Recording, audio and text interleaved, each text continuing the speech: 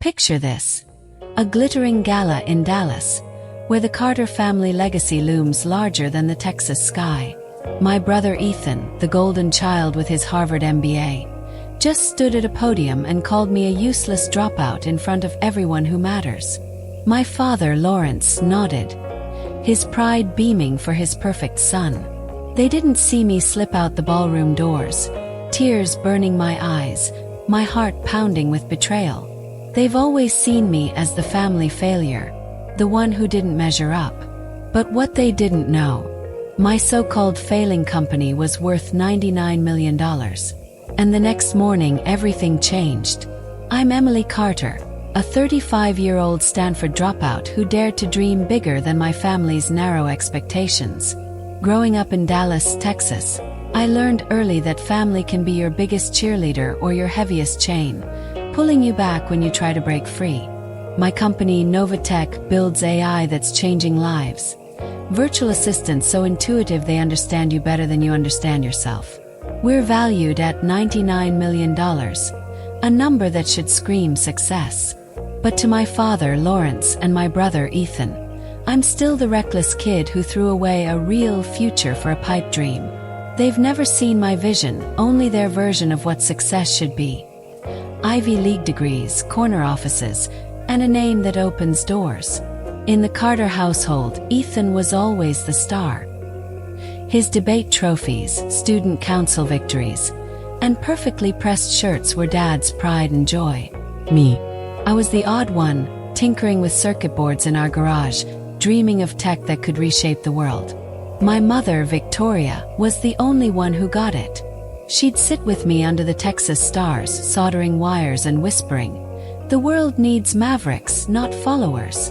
When she passed away during my sophomore year at Stanford, a piece of me broke. The prestigious computer science program felt like a cage, too slow for a world where tech was evolving weekly. So I walked away, chasing real-world innovation over a diploma. My father's voice still echoes from that phone call. "You'll never be like Ethan. You're throwing away your future." That was 16 years ago.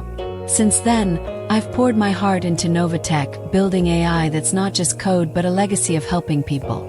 Hospitals, businesses, everyday folks. My team, led by my loyal CTO Marcus, believed in me when my family didn't. Yet every family gathering, every Dallas gala, I'm still the dropout, the disappointment. Ethan's smug smiles and Dad's disapproving glances cut deeper than I'd admit.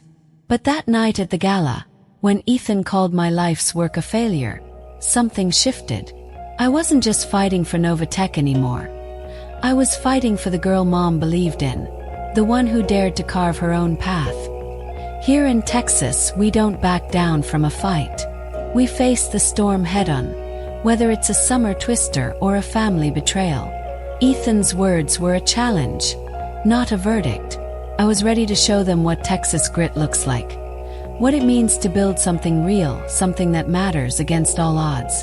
This is the story of how I proved them wrong, how one day flipped my world upside down, and how I turned their doubt into my greatest victory. If you've ever been underestimated, if someone's ever looked at your dreams and called them foolish, I want to hear your story. Drop it in the comments below. I know what it's like to feel the weight of doubt, especially from the people closest to you. Here in Texas, we're no strangers to hard fights, whether it's wrangling a tough season or standing up to those who think they know your worth better than you do. My brother's betrayal at that Dallas gala wasn't just a personal jab. It was a declaration that my path, my vision, didn't count. But I turned that betrayal into fuel. And I'm here to tell you how I built a $99 million empire from the ashes of their doubt. Hit that like button if you're ready to see how I took Ethan's words and flipped them into triumph. If you've ever felt like the underdog, like the world's betting against you, this story's for you. It's not just about me. It's about every Texan, every dreamer, who's been told their path isn't good enough. We're building a community here, one that celebrates those who defy the odds, who carve new trails when the old ones don't fit. Subscribe to join us, to hear more stories of folks like you who refuse to let others define their success. This isn't just a revenge story. It's a Texas-sized comeback. It's about proving that your vision, your grit, can outshine even the loudest critics. Whether you're in Houston, Austin, or a small town off a dusty road, you know what it means to keep going when the odds are stacked against you. So let's get into it. Let's dive into the moment everything changed, when I stopped seeking approval and started building my legacy. Share your underdog story below, because every comment, every voice, adds to this community of dreamers. Let's show the world what happens when you bet on yourself. Grab a coffee, settle in, and let's ride this journey together. Growing up a Carter in Dallas meant expectations as big as the state itself. Our family name wasn't just a name. It was a legacy etched into the skyline of this Texas city, where power and prestige were the currency of success. My brother Ethan was the golden child, the heir to the Carter throne. From debate team victories to student council presidencies, he carried himself with a polished confidence, always in a pressed shirt that mirrored Dad's impeccable style. Ethan was the son who could do no wrong, the one destined to inherit the family's empire, Hayes Consulting. Me. I was the odd one out, the square peg in a round hole, more fascinated by circuit boards than cotillions, more at home in our garage than at Dallas galas. While Ethan was collecting trophies, I was collecting wires and dreams, piecing together ideas that felt bigger than the expectations pressing down on me. My mother, Victoria, was the only one who got it. She saw past the Carter legacy's rigid blueprint and into the heart of who I was. At 14, I'd spend hours with her in our garage, surrounded by tools and tech, learning to solder and code under her patient guidance. She wasn't just teaching me to build circuits. She was teaching me to build a vision. Under those vast Texas stars, with the night air thick with possibility, she'd look at me and say, "The world needs mavericks, not followers, Emily. Don't let anyone dim your spark." Her words were a lifeline in a family that measured worth by degrees and titles. She saw something in me that nobody else did. A restless curiosity, a hunger to create something new, something that could change lives. Those nights in the garage were my sanctuary, where I wasn't the Carter disappointment but a kid with potential as wide as the Texas plains. Mom would tell stories of innovators who defied the odds, from Thomas Edison to the unsung women who coded the first computers. She'd laugh as our clumsy robots sparked to life, saying, "Every failure's just a step towards something great." In those moments I felt seen, not as Ethan's shadow or Dad's letdown, but as Emily, the girl who could dream beyond Dallas' glittering expectations. That spark Mom nurtured wasn't just about tech. It was about courage, about believing I could carve my own path, no matter how many voices told me it was the wrong one. In Texas, we're taught to stand tall, but Mom taught me to stand different.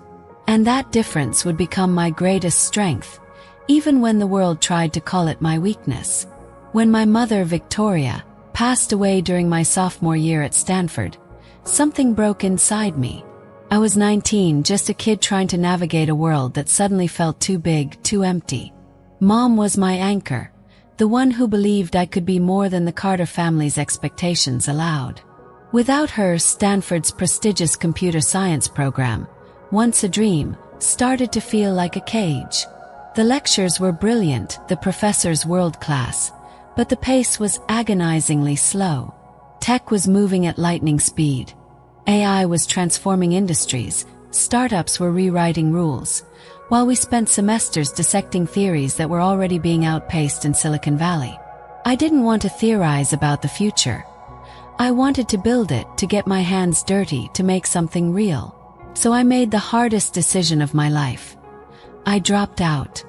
My father, Lawrence, was livid when I called him from my dorm, my voice shaking but resolute. "You're throwing away your future," he said, his words sharp as a Texas spur. "You'll never be like Ethan. You're choosing failure over a real path." Those words stung like a Texas summer sunburn, searing deep into my soul. Ethan, with his Harvard MBA and polished charm, was the son who followed the playbook. Stanford undergrad, Ivy League grad school, a corner office waiting at Hayes Consulting. Me. I was the reckless daughter, the one who dared to walk away from a degree that carried the weight of our family's approval. But I wasn't chasing their approval anymore. Mom's voice echoed in my mind. The world needs mavericks. I wasn't running from Stanford. I was running toward something bigger. I joined a startup in San Francisco, a scrappy team working on early AI applications. It was chaotic, exhilarating, and exactly what I needed. We coded through the night, fueled by coffee and ambition, building tech that felt like the future Mom and I dreamed about in our Dallas garage. Those early days were tough. No safety net, no Carter legacy to lean on. I was just Emily, the dropout, proving herself in a world that didn't care about my last name. Every bug we fixed, every algorithm we tweaked, felt like a step toward honoring Mom's belief in me. But back home, the family narrative never changed. At every Dallas gathering, Ethan's achievements were celebrated. His Harvard acceptance, his VP promotion, while my choices were met with sighs and side glances. Why can't you be more like your brother? Dad would say. His disappointment heavier than a Texas summer storm. That decision to leave Stanford wasn't just about tech. It was about claiming my own path, about refusing to let someone else's definition of success box me in. In Texas, we're taught to stand our ground, to fight for what matters. Dropping out was my fight. My way of saying I'd rather build something real than chase a diploma to please a family who didn't see me. Mom's words kept me going. Don't let anyone dim your spark. I carried that spark through every late night, every failure, every small win, knowing I was building something that could outshine the doubt. Leaving Stanford wasn't the end of my story. It was the beginning of proving that a Texas maverick could change the world, one algorithm at a time. Fast forward 6 years, and I'm 35, the CEO of Novatech, an AI company that's rewriting the rules of virtual assistants. Our algorithms don't just process commands.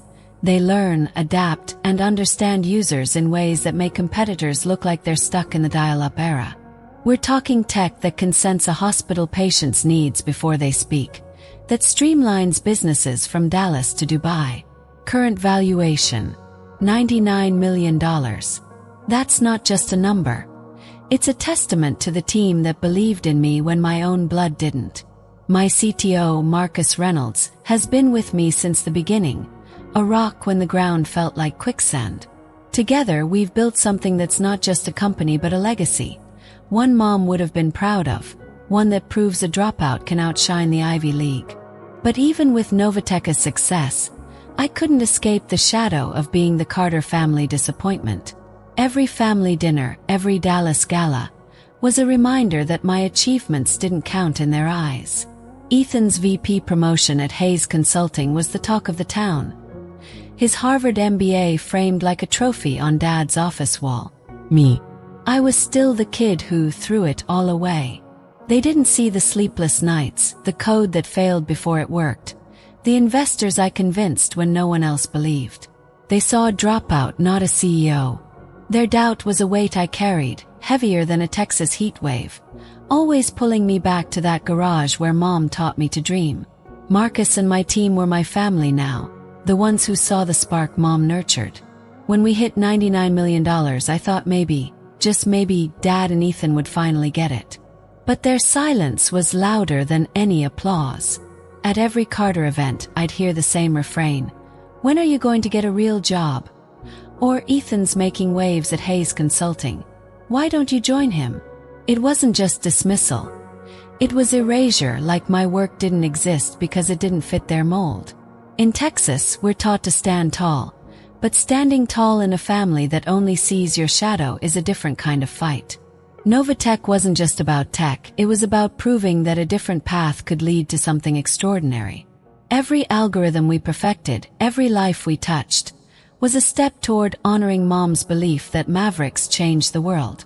But as I stood on the edge of that $99 million milestone, I knew the fight wasn't over. Ethan's betrayal at that gala was coming, and it would test every ounce of Texas grit I had. This wasn't just my story. It was every underdog's, every Texan's who's been told their dreams don't measure up. I was ready to show them what a so-called failure could do. Novatech was thriving, a beacon of innovation in a world that moves faster than a Texas twister. Our Q3 numbers showed 22% growth, a testament to the blood, sweat, and sleepless nights we'd poured into our AI technology. Our virtual assistants weren't just code. They were game changers, with emotional intelligence that set industry standards, understanding users' needs with a precision that felt almost human. In Texas, we'd helped a hospital streamline patient care, making nurses' lives easier and patients happier. Families reunited sooner because our tech cut through the chaos. I'd walk into our Dallas office, see my team's faces lit up with pride, and feel a quiet satisfaction that we were building something real, something that mattered. For the first time, I felt like we were creating the kind of legacy my mother, Victoria, would have been proud of, the kind she'd dreamed of when we tinkered in our garage under those endless Texas stars. But my family, they still saw me as the kid who couldn't hack Stanford, the dropout who traded a prestigious degree for a pipe dream. To them, Novatech wasn't a $99 million empire. It was a hobby, a childish distraction from the real success of MBAs and corner offices. My father, Lawrence, would glance at me during family dinners with that same disappointed frown, as if my achievements were invisible because they didn't fit the Carter mold. Ethan, my brother, was worse. His smug smiles carried the weight of a lifetime of being the golden child, the one who never had to prove himself. I'd built a company that was changing lives, from hospital wards in Houston to boardrooms across the globe, but to them I was still Emily, the failure who walked away from Stanford's hallowed halls. That disconnect stung deeper than I'd admit. Every milestone, every new client, every algorithm breakthrough, felt like a shout into the void of their approval. I'd look at the sapphire earrings Mom left me, her quiet reminder to keep fighting, and think, "This is for you." But the weight of their doubt was heavier than a Texas summer, pressing down on me, making every step feel like a battle. In Dallas, where the Carter name meant power, I was the outlier, the one who chose circuits over status. Yet standing in our office, watching our AI help real people, I knew I was building something bigger than their expectations. I was building proof that a Texas maverick could outshine their narrow definition of success, even if they refused to see it. Ethan's words hit like a sucker punch, the kind that knocks the air out of you and leaves you gasping.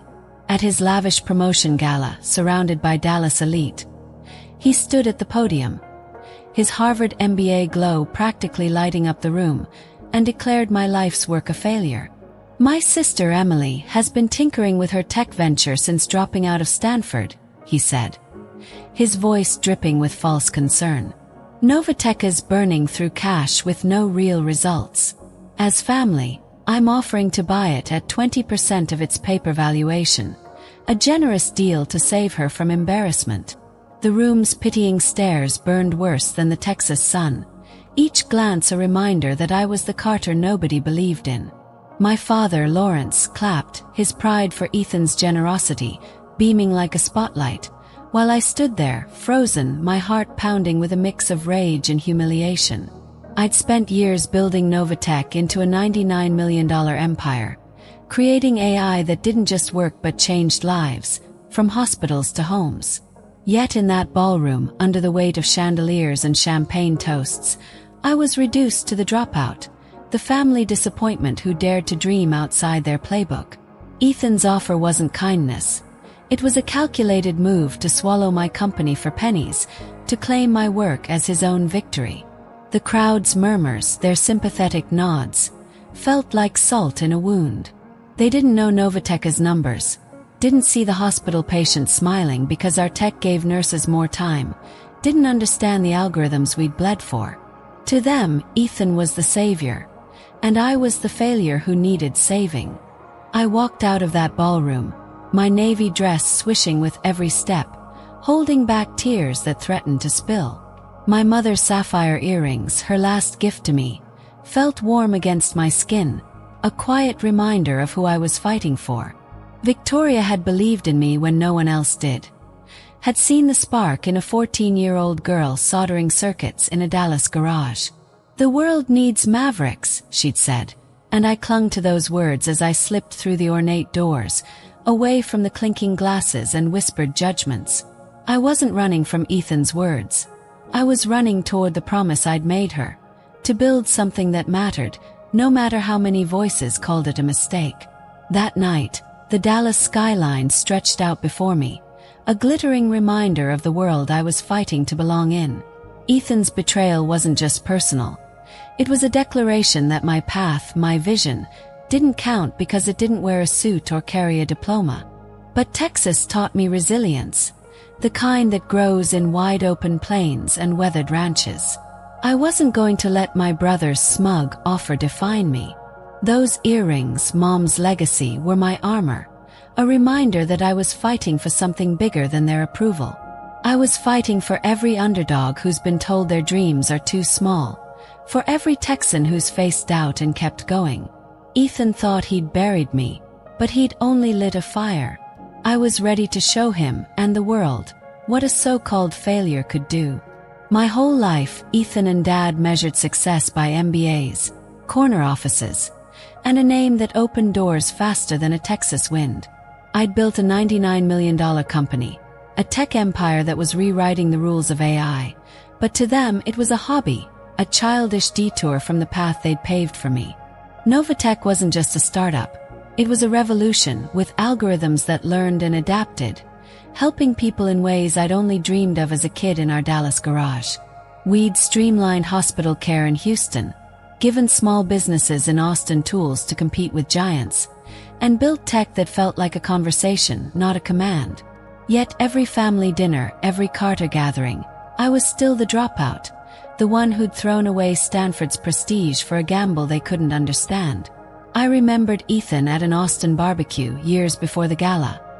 His laughter sharp as he leaned across the picnic table, ribs dripping with sauce, and said, "Tech dreams don't pay for Texas ranches, Emily." Dad nodded, his silence louder than any critique, as if my ambitions were a phase I'd outgrow. That memory burned, a reminder of how they'd always seen me, not as a CEO, but as a disappointment who didn't fit the Carter mold. Growing up in Dallas, I'd watched Ethan collect accolades like belt buckles, each one shining brighter than the last. His debate wins, his Harvard acceptance, his VP promotion at Hayes Consulting, they were the family's pride, proof that success meant following the rules. Me. I was the rebel, the one who chose circuits over status, who believed innovation didn't need a diploma to change the world. Every step of Novatech's journey was a fight against that shadow. When we hit 22% growth in Q3, I thought maybe they'd see it. See the hospital patients smiling because our AI gave nurses more time. See the businesses thriving because our tech leveled the playing field. But their eyes were fixed on Ethan's tailored suits and Dad's legacy, not on the empire I'd built from nothing. I'd walk into family events, Mom's sapphire earrings glinting, and hear the same tired refrain. "When are you getting a real job?" Or, "Why not join Ethan at Hayes Consulting?" It wasn't just doubt. It was erasure, like my work didn't exist because it didn't wear a tie. In Texas, we're taught to stand tall, but standing tall in a family that only sees your failures is a battle that cuts deep. That night, after Ethan's gala betrayal, I stood alone, staring at the Dallas skyline, the city's lights a reminder of the world I was fighting to claim. His words, "useless dropout," echoed, but they didn't break me. They lit a fire, the kind that burns in every Texan who's been told their dreams don't measure up. I remembered Mom's voice in our garage under those starry Texas nights.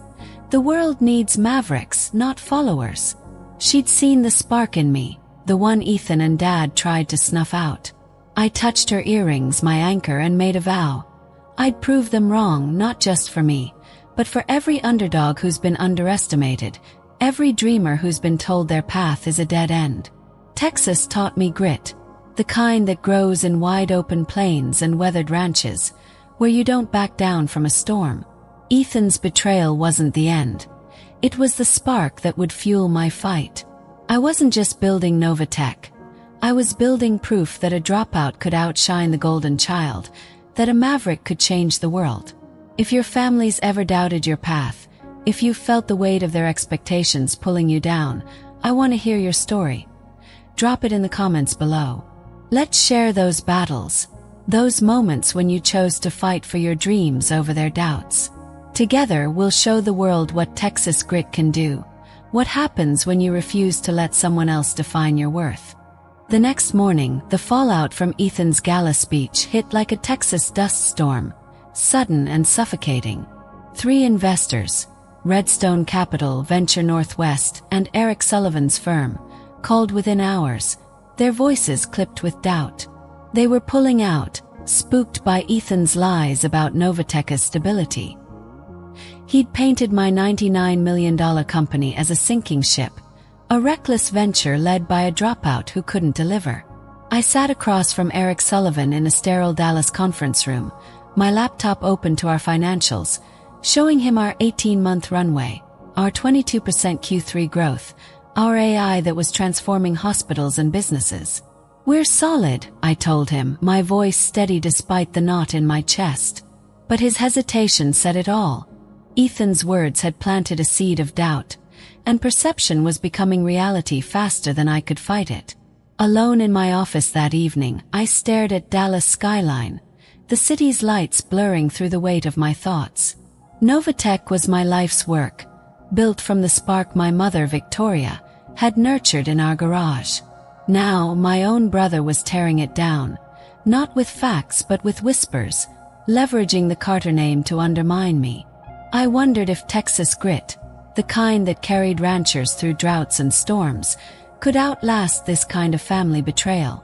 My mother's sapphire earrings, her last gift, felt heavier than ever, pressing against my skin like a reminder of the promise I'd made to keep going. But the ground beneath me was shifting, and for the first time I wasn't sure I could hold it together. Ethan's lies weren't just about money. They were an attack on everything I'd fought for. I'd spent years proving a dropout could build something extraordinary, that Novatech's AI could change lives, from Houston hospitals to small-town startups. We'd streamlined patient care, giving nurses time to hold a patient's hand, helping families heal faster. That was the legacy I was building, the one Mom would have smiled at. But to Ethan, it was a game, a chance to flex his Harvard MBA and claim my work for pennies. His betrayal cut deeper because it wasn't just business. It was personal, a lifetime of being the golden child dismissing the sister who dared to dream differently. I paced my office, the Dallas skyline a silent witness to my turmoil. Every investor call, every cancelled meeting, felt like a brick in a wall closing me in. I touched Mom's earrings, remembering her voice under those Texas stars. "The world needs mavericks, Emily." She'd believed in me when no one else did, when Dad's disapproval and Ethan's smirks were all I had from my family. I'd built Novatech to honor her, to prove that a Texas girl with a vision could outshine their expectations. But now, with investors bailing and Ethan's lies spreading, I felt the weight of that vision buckling. In Texas, we're taught to stand tall, to face the storm head-on. But this storm wasn't just external, it was family, the people who were supposed to have my back. I wasn't ready to give up, but the fight was taking everything I had, and I wasn't sure how much was left. Then my team started cracking, and that hurt more than the investors' retreat.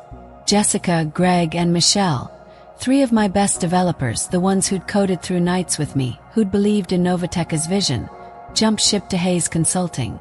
Ethan's firm had dangled double salaries, promises of stability, and the Carter name's prestige. I couldn't blame them. They had bills, families, dreams of their own. But their departure felt like a betrayal, a crack in the foundation I'd thought was unbreakable. Novatech wasn't just a company to me. It was a family, the one I'd built when my own turned their backs. Losing them was like losing a piece of the dream Mom and I had shared in our Dallas garage. The hits kept coming. A critical demo for investor Alexander Mitchell, our last shot at securing new funding, tanked 3 minutes in. The AI's interface froze, screens flashing errors as Alexander's team exchanged skeptical glances.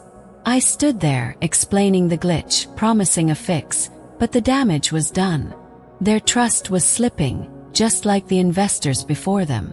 I was running on fumes, my days blurring into nights of code reviews, damage control, and desperate calls to keep Novatech afloat. Every step felt heavier, like wading through a Texas mudfield after a storm. I was haunted by the promise I'd made to Mom. I'll build something that matters. Those words echoed in my mind, a vow I couldn't break, even as the world seemed hell-bent on breaking me. Every night I'd see her face, her warm smile from those garage days, telling me to keep going. "The world needs mavericks," she'd say, her voice clear as a Texas sunrise. But I was so damn tired. Tired of fighting Ethan's lies, tired of proving myself, tired of carrying a dream that felt heavier with every loss. I'd sit in my office, Dallas skyline mocking me with its promise of possibility, and wonder if I'd pushed too far. Had I been wrong to drop out of Stanford to bet everything on Novatech?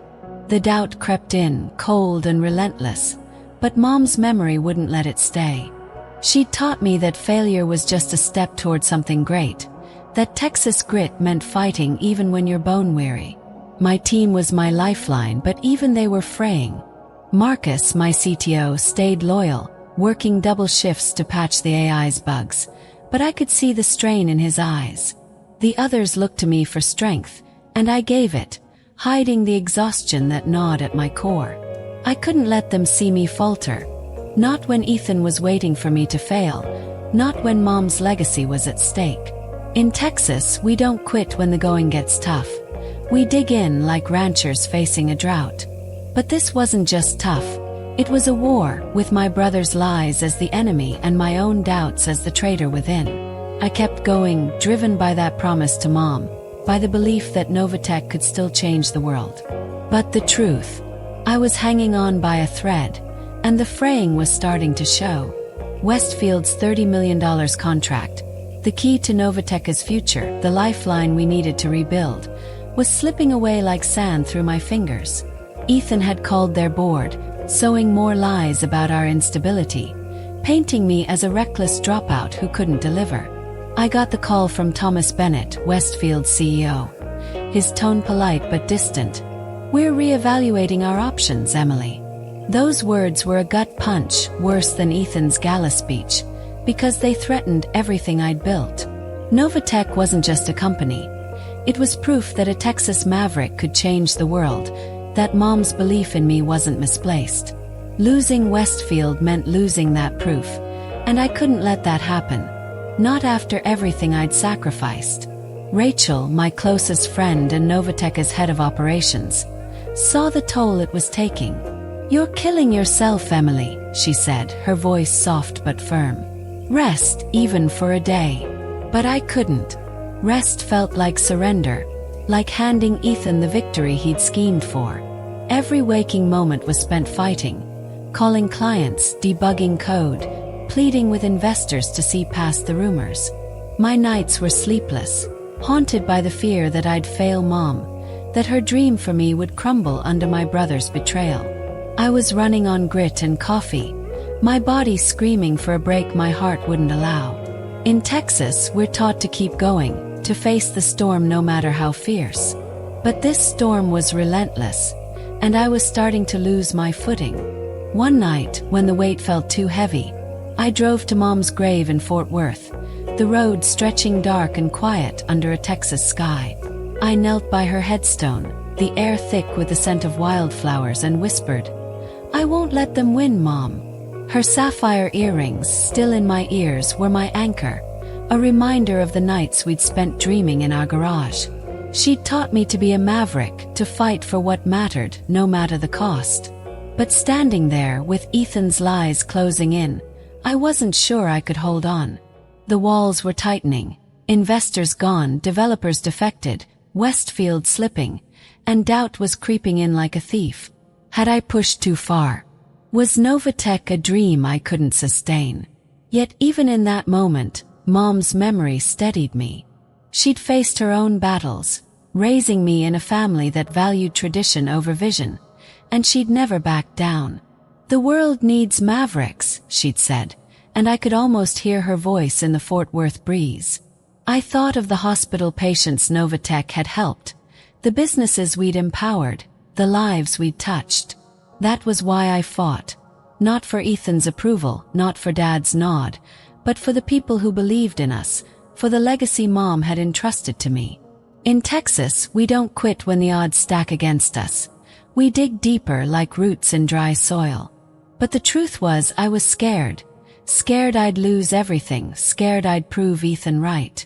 I left Mom's grave with a fire still burning, but the walls were closing in, and I didn't know if I had enough left to break through. Isabella, Ethan's fiancée, risked everything to expose their lies, and in that moment, she became an unexpected ally in a fight I thought I'd face alone. I'd known her as the poised woman on Ethan's arm, always smiling at Carter family galas. Her elegance a perfect match for his polished charm. But that night, in a greasy Dallas diner far from the glittering world of Hayes Consulting, I saw a different Isabella, one with shadows under her eyes and a tremor in her hands as she slid a USB drive and a stack of documents across the sticky table. "Ethan thinks I'm at Pilates," she whispered, her voice low but resolute. "This is proof Hayes Consulting's bleeding cash. They're desperate for Novatech's AI to save an $80 million Zenith contract they oversold." Her words hit like a lightning bolt, cutting through the fog of exhaustion and doubt that had clouded my days. Hayes Consulting, the empire Ethan and Dad had built their legacy on, was crumbling from within, and they'd been hiding it behind their tailored suits and confident smiles. The documents laid it bare. Missed deadlines, botched projects, clients pulling out. They'd promised Zenith a revolutionary AI they couldn't deliver, and now they needed Novatech's tech to bail them out. Ethan's gala offer to buy my company for pennies wasn't generosity. It was a desperate grab to save his own skin. Isabella's betrayal of him wasn't born of spite but of conscience. She'd seen the numbers, heard the lies, and couldn't stay silent. "I thought the Hayes name stood for honor," she said, her voice breaking. "I was wrong." In her eyes, I saw a flicker of Mom's courage, the same fierce resolve Victoria had when she taught me to stand for what's right, no matter the cost. Sitting in that diner, the smell of coffee and fried onions thick in the air, I realized Isabella was choosing right over loyalty, risking her future with Ethan to give me a fighting chance. It was a Texas kind of bravery, the kind that grows in wide-open plains where doing what's right often means standing alone. I'd been ready to give up, crushed by investors pulling out and my team defecting, but Isabella's act reignited the spark Mom had nurtured in me. Novatech wasn't just my company. It was a dream, a legacy of building tech that changed lives, from hospital patients in Houston to businesses across Dallas. Ethan thought he could steal it, erase me, but he'd underestimated me, just like he'd underestimated Isabella's integrity. I left that diner with a fire in my chest, Mom's sapphire earrings warm against my skin, reminding me why I'd started this fight. Isabella's courage was a wake-up call, a reminder that even in the darkest moments, allies can appear from unexpected places. In Texas, we know storms don't last forever, but they test your roots. Ethan's lies had shaken mine, but they hadn't broken them. With those documents in hand, I had proof of his desperation, a weapon to turn the tide. I wasn't just fighting for Novatech anymore. I was fighting for Mom's belief in me, for Isabella's sacrifice, for every Texan who's been counted out but kept going. The counterattack was beginning, and I was ready to show Ethan what a so-called dropout could do. Back at Novatech, the air was different, charged with a quiet determination that hadn't been there in weeks. Marcus, my CTO and rock through every storm, had worked miracles, fixing the AI's bottleneck that had tanked our last demo. The glitch was gone, our algorithms now running smoother than a Texas river after rain. We set up a new demo for Alexander Mitchell, the investor who'd seen our failure but hadn't written us off. This time, our tech shone like a lone star at midnight, outshining anything in the market. Our virtual assistants didn't just respond, they anticipated, adapting to users with an emotional intelligence that left Alexander's team speechless. "This is next level," he said, his skepticism replaced by awe. That demo wasn't just a win. It was a game changer, proof that Novatech could rise from the ashes of Ethan's sabotage. I gathered my team in our Dallas office, the weight of the past weeks heavy in my chest. They deserved the truth, every raw detail of the fight we were in. I laid it all out. Ethan's lies at the gala, his whispers to investors, his poaching of Jessica, Greg, and Michelle. I told them about Hayes Consulting's crumbling empire, how they needed our tech to save their $80 million contract. This isn't just about code, I said, my voice steady despite the emotion clawing at me.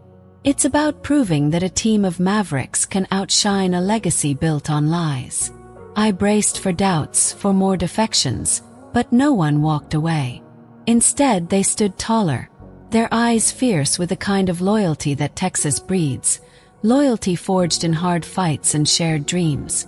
A young developer, barely 22, spoke up, her voice cutting through the silence. My grandpa used to say, "Storms make the strongest oaks." We're not going anywhere, Emily.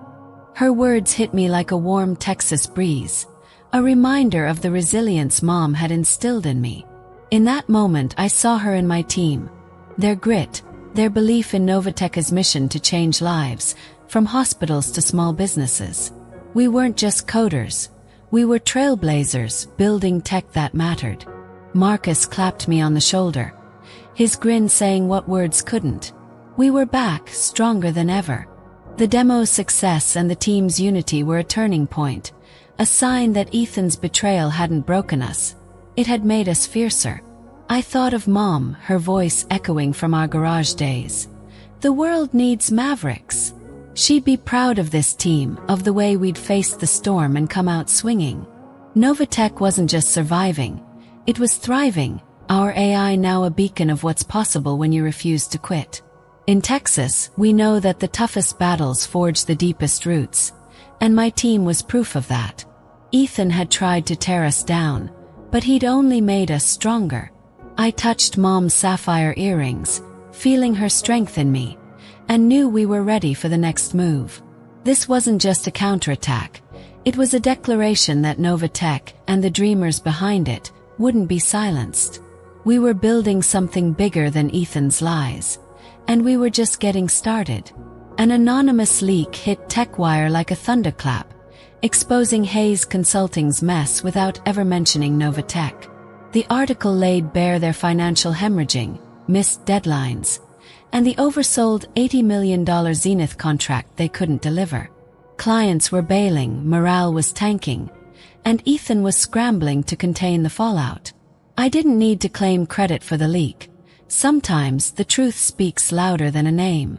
While Ethan fought to save his crumbling empire, we were at Westfield's headquarters, showing off our fixed AI. The demo was flawless, our virtual assistants responding with a precision and warmth that left Westfield's executives stunned. "This is what we've been looking for," their CEO said, his handshake firm with promise. They were blown away, and I knew the $30 million contract was within reach, a lifeline to secure Novatech's future.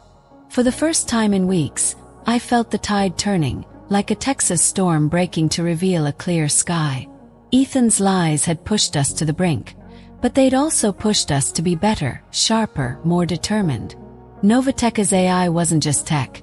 It was a testament to what happens when you fight for your vision, when you refuse to let betrayal define you.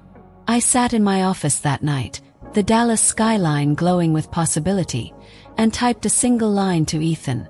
"Your move, brother." It wasn't a taunt. It was a challenge, a signal that the dropout he'd called useless was playing to win. Mom's sapphire earrings felt lighter now, a reminder of her belief that mavericks change the world, not by following the rules, but by rewriting them. This moment wasn't just about Novatech. It was about every Texan who's been underestimated, every dreamer told their path doesn't count. In Texas, we know that storms test your roots, but they also show your strength. Ethan thought he could bury me, but he'd only given me the fuel to rise. I thought of Isabella, risking everything to hand me the truth, and my team, standing firm when they could have walked away. Their courage, their belief was what carried us here. What would you do with proof of betrayal? Would you let it break you, or would you use it to build something unstoppable? I want to hear your stories. Share them in the comments because every voice adds to this fight. Novatech was more than a company. It was a legacy, one Mom had seen in me when I was just a kid soldering circuits.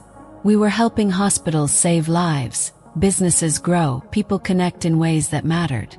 Ethan's betrayal had tried to steal that, but it had only made us fiercer.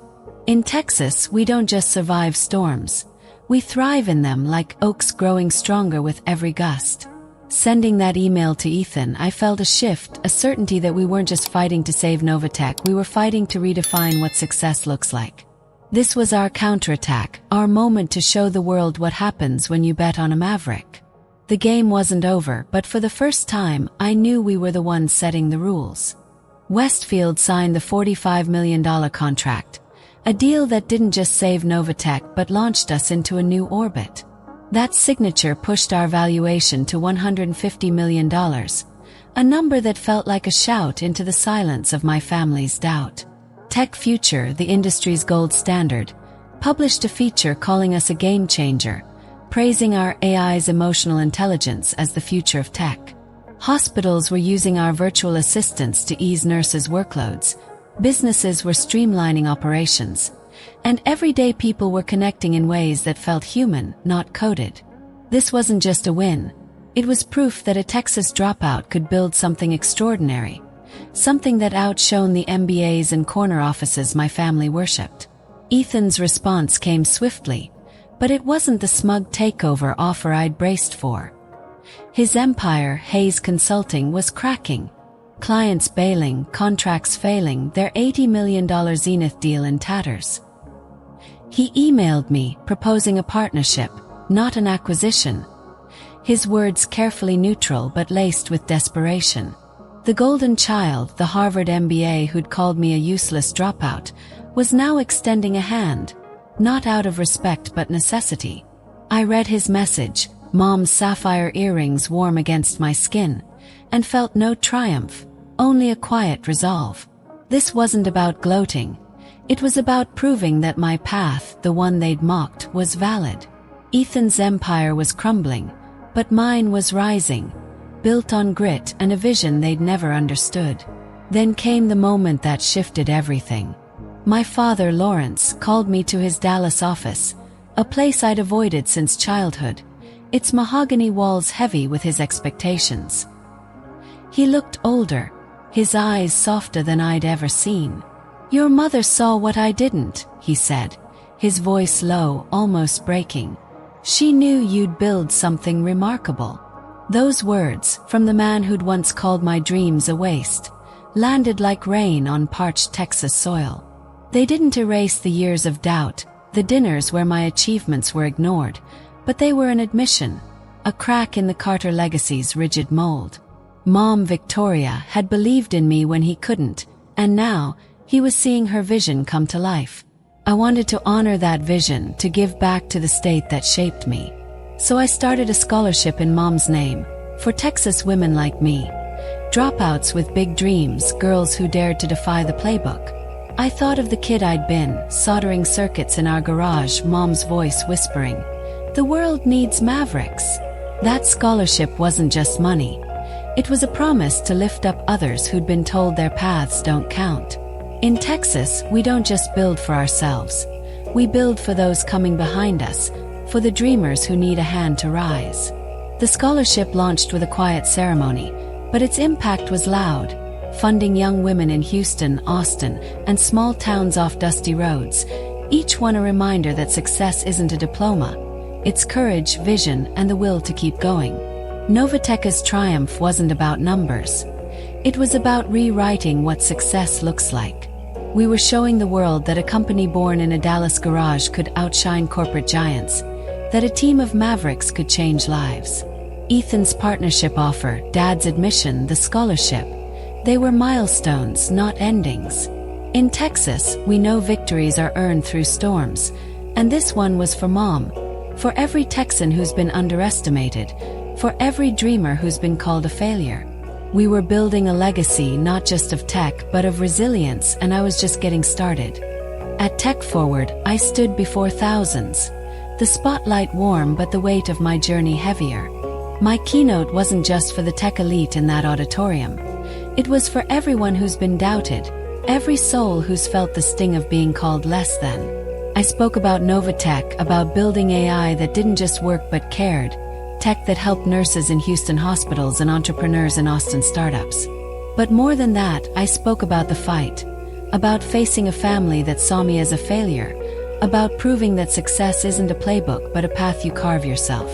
Breakthroughs happen when you dare to see problems differently, I told them. Be the trailblazer others wish they'd followed. The crowd rose, their applause echoing, but it was Mom's voice I heard whispering, "You did it, Emily." Backstage, I met a young Texan, barely 20, her eyes bright with ambition. She was building climate tech solutions to cool a warming planet, but her family called her dreams impractical. "They want me to get a real job," she said, her voice trembling with frustration. I saw myself in her, the kid in the garage soldering circuits while Dad and Ethan rolled their eyes. I took her hand, Mom's sapphire earrings glinting in my ears, and passed on the words Victoria gave me. Be the trailblazer. The world needs your spark, not their approval. Her smile, tentative but fierce, was a reminder of why I fought, not just for Novatech, but for every dreamer who's been told to dim their light. That moment wasn't about me. It was about the ripple effect of courage. In Texas, we know one person's stand can inspire a whole community, like a single oak weathering a storm. Tech Forward wasn't just a stage. It was a platform to show that mavericks, not followers, change the world. I thought of Mom, who'd seen this in me when I was just a kid with big ideas. My speech was for her, for that young Texan, for every underdog who's been underestimated.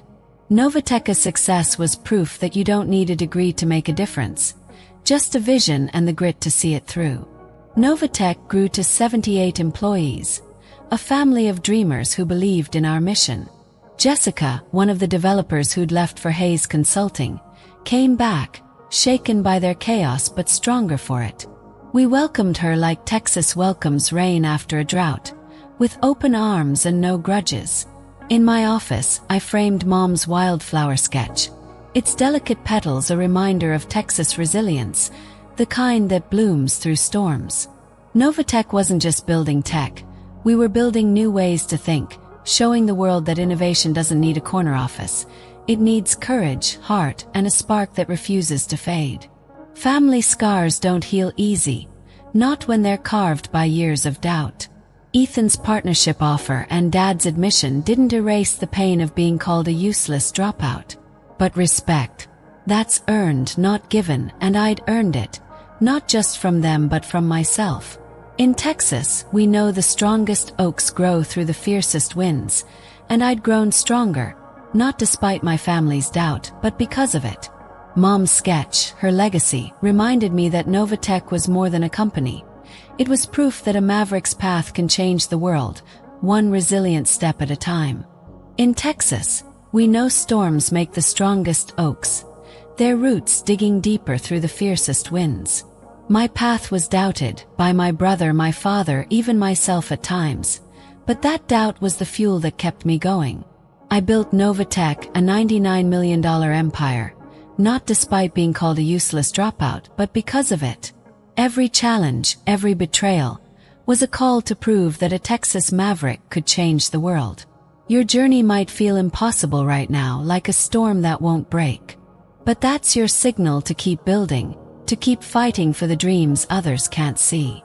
Like a Texas sunset, the darkest moments lead to the brightest dawns, painting the sky with hope after the night's heaviest shadows.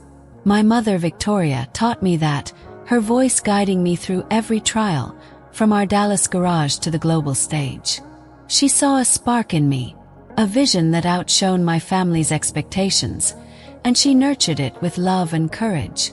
Now I'm passing that lesson to you. Your doubts, your critics, they're not your end, they're your beginning. In Texas, we don't just survive storms.